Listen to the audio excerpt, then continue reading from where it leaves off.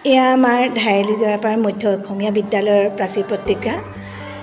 গুণোৎসৱৰ উদ্দেশ্যে ছাত্ৰ ছাত্ৰীসকলে বৰ কষ্টেৰে এখন উলিয়াইছে।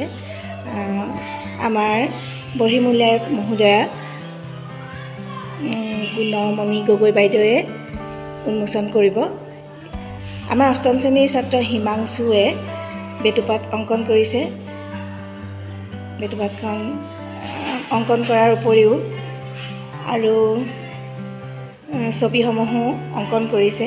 তাৰোপৰি অন্যান্য ছাত্ৰ ছাত্ৰীসকলেও বহুত কষ্টেৰে পখিলা ছবি এইবিলাক আঁকি উলিয়াইছে। তাৰ লগতে আমাৰ সহশিক্ষয়িত্ৰী শতাব্দী কোচ আৰু আমাৰ দীপশিখা চাংমাই সহযোগ কৰিছে। লগতে আমাৰ শিক্ষক শিক্ষয়িত্ৰীসকল সকলোৱে সহযোগিতাত এইখন ওলাইছে।